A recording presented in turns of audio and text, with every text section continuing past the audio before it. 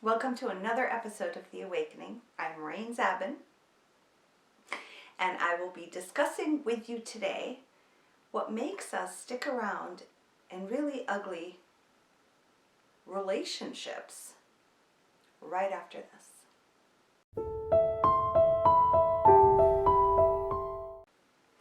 So I've been questioning myself recently, looking at so many different kinds of relationships and people around me and in my environment.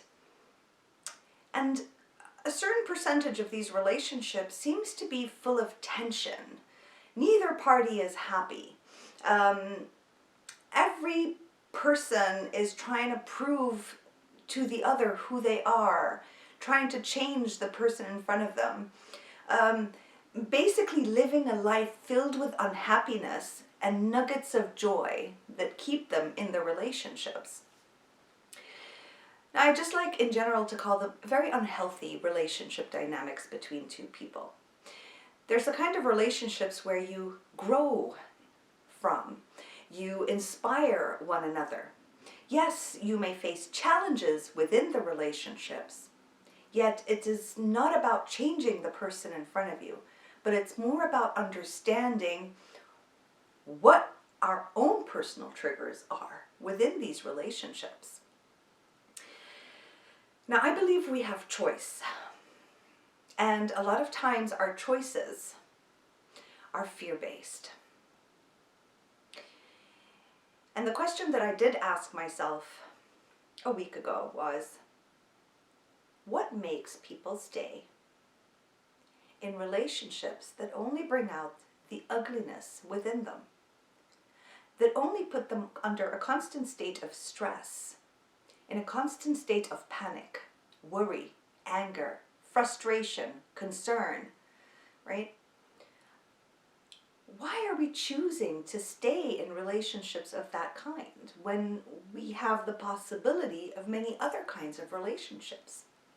And what I've come to understand at a very deep level, because I was one of those people for years, I would choose to constantly stay in a very unhealthy environment, consistently stressed out, my nervous system wrecked, working hard to really force the person in front of me to love me the way I want to be loved.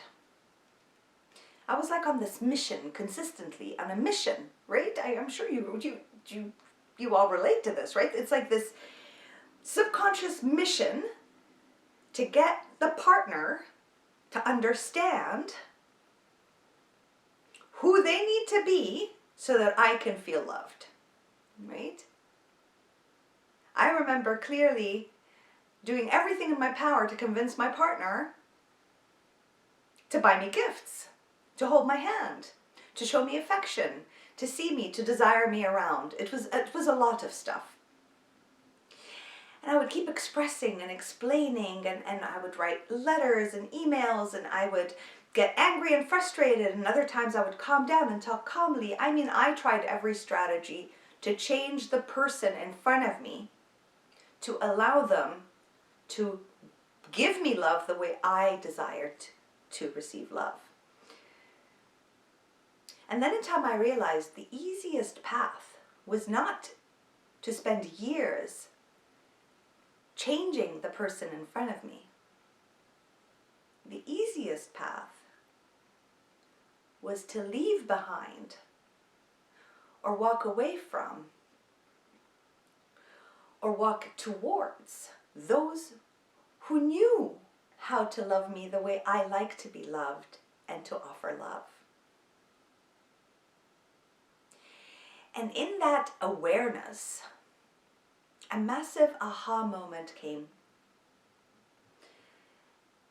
And that was when I walked away from people, relationships of all kinds, that I felt that I had to teach them on a daily and weekly basis how to love me, to see me, to cherish me, to respect me, and to be around me. And I decided I do not want to teach anyone how to love me anymore. How about I learn to love myself a lot more, to value my worth a lot more, to not deplete my energy in explaining who I am consistently, what upsets me, what makes me happy, what I want, what I don't want, what I like, what I dislike, for years on end, knowing clearly that this person is simply not that kind of person. That is not how they offer love. That is not who they are. And so I wanted to offer you the wisdom of, you have the choice, you have the freedom to choose your own well-being, to not suffer in a relationship where you're damaging your health, your sanity, your life, in your general life. You're not damaging it all because you want that one individual or those few individuals, whether they're family members or friends or colleagues or the partner, to learn to see your worth. Step away from it. It is a waste of your life, your energy. It's a waste of this precious life you have to constantly live in that miserable, horrible, ugly place where our worth is completely dependent on forcing somebody else to see it and then never ever seeing it. How did I do it? I was so depleted. I was so exhausted.